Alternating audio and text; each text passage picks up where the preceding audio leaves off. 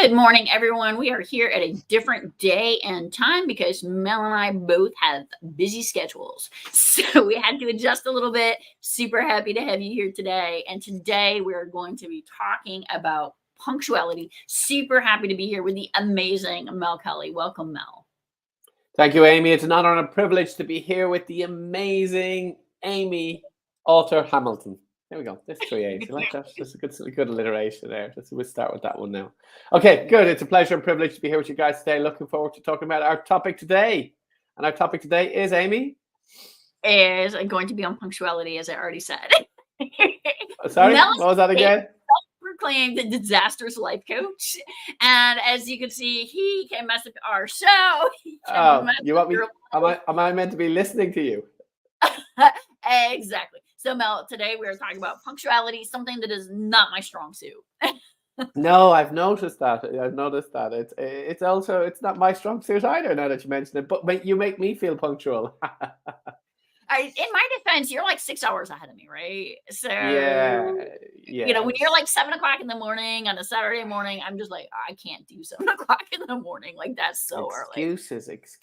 But I have my coffee, and we're gonna make it. So, Mel, what is your top 3 tips on how to make sure you never show up on time? Live in Ireland, grow up in Ireland, and be Irish. That's a surefire way to never be on time. It's a national pastime of ours not to be on time, I must say. So yeah, there you go. Just become Irish. So is that real? Like in Ireland, you guys are never on time? Yeah. Well, compared to Germany, it's definitely true. Living in Germany, being an Irish person in Germany and not showing up on time. Yeah, my goodness. Yeah, all the Germans got offended with me in my first couple of years. I would turn up, socially late, turn up, after a few minutes or half an hour or 45 minutes late. Didn't like it, got concerned. I remember my first time I was meeting some German friends at a pub at 8 o'clock. And then I was like, 8 means somewhere between 8 and 9. So I arrived at 8:45. But I checked my phone. I had about 10 messages on my phone. Where are you? Where are you? We're sitting at the back. We're sitting here. We're sitting there, And then I arrived in 45 minutes late. I thought, socially cool late. I had caused a lot of panic in that group. And I learned my lesson that day, which it doesn't mean I actually followed that lesson, but I learned my lesson that day that, 45 minutes late, unannounced. It doesn't work so well in Germany. Now, that's super interesting about like what's socially acceptable lateness. I am actually going to be going traveling, and I was reminded is a course instructor that my students are going to be from the islands, and I was given this kind of little pep talk like, remember, like you're going to island culture. Do not expect things to be like they are on the mainland. Okay, what's island culture mean? More relaxed? So this is down in the Caribbean islands. So it's just much more laid back a little bit. People are not necessarily like East Coast uptight and. Okay. But the funny thing is now, after living in Germany for a while, when I go back to Ireland, I meet some friends, is they're all late. Like they're all 5, 10, 15 minutes late. And it's like, I'm the one then getting agitated, going, my goodness, what are you doing? What are you doing? So you want to learn punctuality, go live in a punctual country. And break all the punctuality rules in that culture until you actually become a little bit better than maybe you were. And then go back to your home culture and they'll all think you're weird.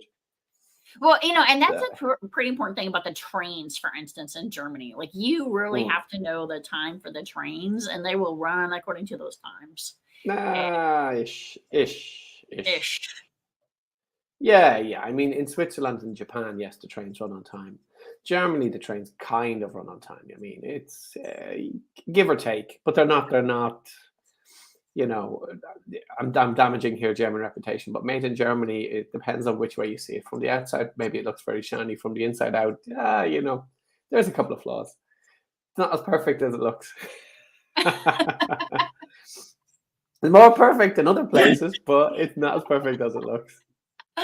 Well, I think when it really comes to punctuality, one of the things that you can do is make sure that you have a timepiece on you.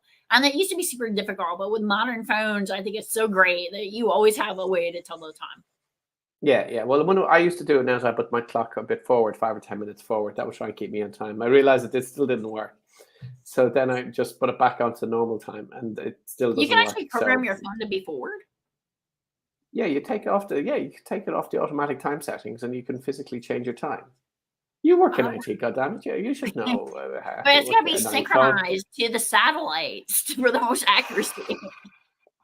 Yeah, but you can take that off and then just move it forward 5 minutes. I do not think this is a So, good well, you could try. It doesn't work.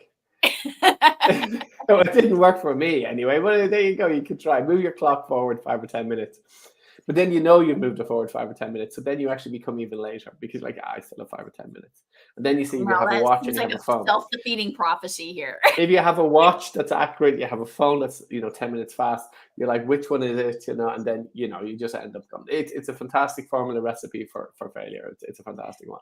Well, that's some pretty bad life advice. So the next thing we're going to be talking about next week is getting organized. So really looking forward to our next week's show. Thanks a lot, everybody. If you'd like more disastrous life advice from self-proclaimed disastrous life coach Mel Kelly, please like us, please subscribe, please send us things and ways that Mel can destroy your life.